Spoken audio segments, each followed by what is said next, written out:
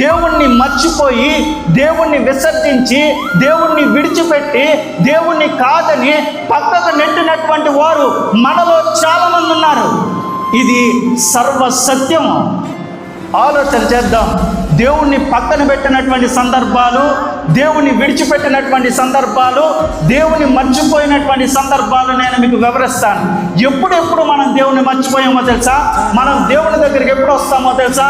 కష్టం వస్తే దేవుడి దగ్గరికి వస్తాం, నష్టం వస్తే దేవుడి దగ్గరికి వస్తాం, మనకి ఏదైనా కావాలి అని అంటే దేవుడి దగ్గరికి వస్తాం, మనం ఏదైనా కోరుకుంటే దేవుని దగ్గరికి వస్తాం, మన యొక్క హృదయంలో ఏదైనా ఆలోచన నెరవేరాలి అని అంటే దేవుని దగ్గరికి వస్తాం, మన యొక్క అభిలాషను బట్టి దేవుడి దగ్గరకు వస్తాం.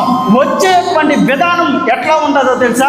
మీకు ఏదైనా కావాలి అని అంటే, మీకు ఏదైనా అవసరం ఉంటే, మీకు ఏదైనా అక్కర ఉంటే, మీకు ఏదైనా ఇబ్బంది ఉంటే మీరు దేవుని దగ్గరకు వచ్చినటువంటి ఆ విధానం ఎలా ఉంటుందో తెలుసా? ప్రార్థన చేస్తారు, కన్నీటి ప్రార్థన చేస్తారు, మోకరించి ప్రార్థన చేస్తారు, ఉపవాసముండి ప్రార్థన చేస్తారు. మీరు ఎక్కడ నిలబడితే అక్కడ ప్రార్థన చేస్తారు, పడుకుంటే ప్రార్థన చేస్తారు, నిలబడితే ప్రార్థన చేస్తారు, వంగుంటే ప్రార్థన చేస్తారు, అంట్లు కడుగుతున్నా ప్రార్థన చేస్తారు.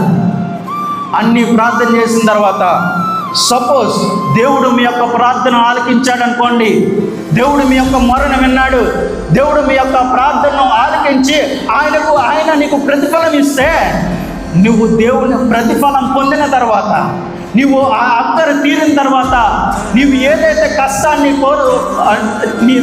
కష్టాన్ని అనుకున్నావో ఆ కష్టం తీరిపోయిన తర్వాత, ఆ ఇబ్బంది తీరిపోయిన తర్వాత, ఆ యొక్క నష్టం తీరిపోయిన తర్వాత మీలో ఎంతమంది దేవుణ్ణి గుర్తుపెట్టుకుంటున్నారు?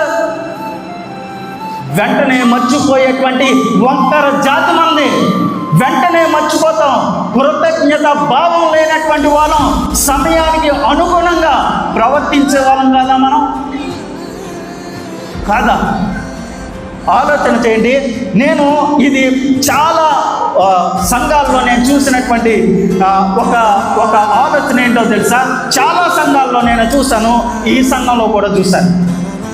మీరు ఏమనుకున్నా సరే ఏంటో తెలుసా?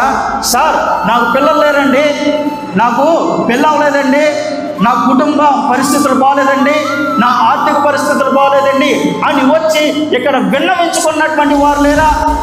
ఇక్కడ ప్రార్థించినటువంటి వారు లేరా? ప్రార్థన చేయించుకున్నటువంటి వారు లేరా? ఉన్నారు. దేవుడు మీ మూసిన గర్భాన్ని తెరిస్తే, దేవుడు మీకు పిల్లలు ఇస్తే, దేవుడు మీకు సంతానం ఇస్తే, మూయబడినటువంటి గర్భాన్ని దేవుడు తెరిచిన తర్వాత ఆ ప్రతిఫలాన్ని పొందుకున్న తర్వాత ఎంతమంది కృతజ్ఞత భావం కలిగి ఇక్కడికి వచ్చారు?